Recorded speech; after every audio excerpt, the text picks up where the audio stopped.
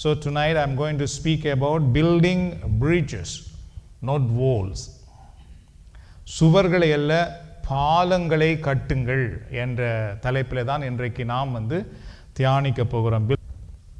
And what is a wall? சுவர் என்றால் என்ன? A wall separate people. ஒரு சுவர் பார்த்தீர்கள் என்றால் மக்களை பிரித்து வைத்திருக்கும். ஒரு அறைக்குள்ளே ஒரு ஆள் இருந்தால் மற்ற அறைக்குள்ளே இன்னொரு ஆள் இருந்தால் அவர்கள் பார்க்க முடியாதபடி ஒரு சுவர் அவர்களை பிரித்து வைத்திருக்கும். பாருங்கள். So a wall represents anger, pride. ஒரு சுவர் எதை காட்டுகிறது என்றால் கோபத்தை காட்டுகிறது. கோபம் பிரித்து வைத்திருக்கிறது. அதுபோல பெருமை பிரித்து வைத்திருக்கிறது.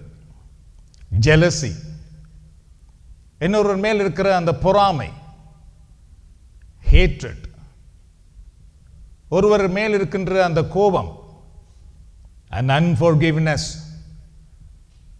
மன்னிப்பே கொடுக்காத இருக்கிற நிலை.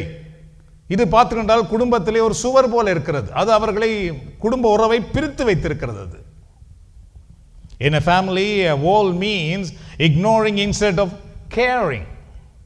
ஒரு குடும்பத்திலே ஒரு சுவர் என்றால் அதனுடைய அர்த்தம் என்னவென்றால் ஒருவர் மேல் அக்கறை காட்டுவதற்கு பதிலாக அவர்களை நாங்கள் உதாசீனப்படுத்தி வைத்திருப்பது. holding anger instead of forgiving, மன்னிப்பதற்கு பதிலாக கோபத்தையே பிடித்துக் கொண்டிருப்பது.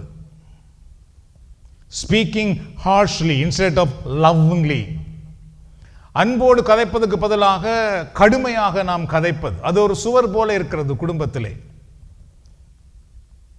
creating distance instead of unity,